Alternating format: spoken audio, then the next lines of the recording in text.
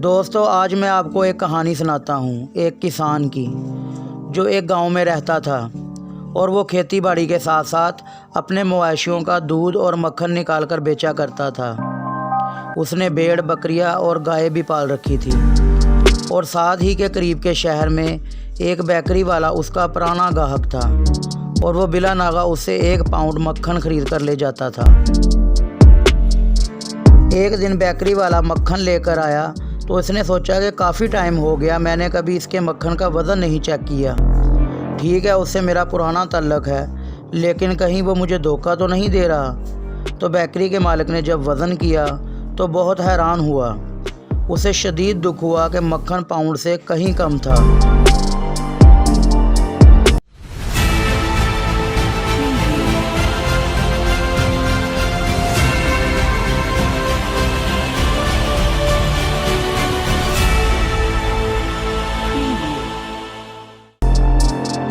उसको किसान पर बहुत शदीद गुस्सा आया, क्योंकि उसका किसान पर से एतमाद टूट चुका था। पता नहीं वो कब से उसे धोखा दे रहा था। बेकरी के मालिक ने गुस्से में आकर अदालत में जाकर उस पर कम तोलने पर मुकदमा दर्ज करवा दिया। तो जज ने उस किसान को अदालत में तलब कर लिया और किसान अदालत में पेश हुआ। तो जज ने किसान से पूछा कि तुम पर वज़न कम तोलने का इल्ज़ाम है, बताओ तुम मक्खन का वज़न कैसे चेक करते हो। तो किसान ने जवाब दिया कि मैं एक गांव में रहता हूं और मेरे पास शहर वालों की तरह वज़न करने के लिए कोई अच्छी मशीन नहीं है, मगर मैंने तोलने का एक पैमाना ज़रूर बना रखा है।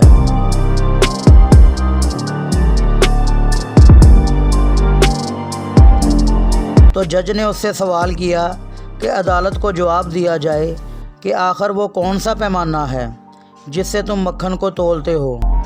तो किसान ने जवाब दिया कि काफ़ी अरसा पहले जब बेकरी वाले ने मुझसे मक्खन ख़रीदना शुरू किया तो मेरे पास मक्खन तोलने के लिए कोई भी पैमाना मौजूद नहीं था जिससे मैं 1 पाउंड मक्खन को तोल सकता, और मैं बहुत ज़्यादा परेशान था कि मैं क्या करूं और मक्खन को कैसे तोलूं। तो फिर अचानक मेरे जहन में एक तरकीब आई।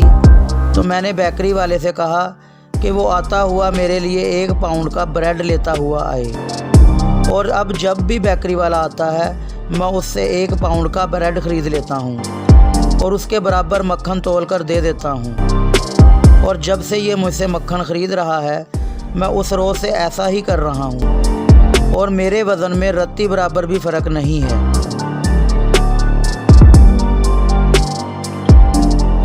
और अगर किसी पर कम तोलने का इल्ज़ाम लगना चाहिए और सज़ा मिलनी चाहिए तो वो बेकरी का मालिक है, मैं नहीं। दोस्तों, जिस तरह आप एक पहाड़ पर चढ़कर और खड़े होकर जो आवाज़ भी लगाएंगे तो वही आवाज़ लौटकर आपके पास आएगी, बिल्कुल इसी तरह ज़िंदगी में अगर आप किसी को धोखा देंगे तो हमेशा ये बात याद रखें कि धोखा बड़ा ही वफ़ादार होता है और ये देने वाले यानी अपने मालिक को कभी नहीं भूलता, एक ना एक दिन लौटकर उसके पास ज़रूर आता है। तो दोस्तों, अगर आप ज़िंदगी में किसी को धोखा देते हो और खुश होते हो और सोचते हो कि मैं कितना होशियार और काबिल हूँ, तो ये मत सोचें, बल्कि ये सोचें कि उस बंदे को आप पर एतमाद कितना था जो अब टूट चुका है और अब शायद ज़िंदगी में वो किसी पर भी एतमाद ना कर सके। और एतमाद बहुत कीमती मोती होते हैं, अगर वो गिर जाएं तो उन्हें उठा लो, अगर वो कहीं गुम हो जाएं तो उन्हें ढूंढो। तो आज की वीडियो आपको कैसी लगी कमेंट करके हमें ज़रूर बताइएगा।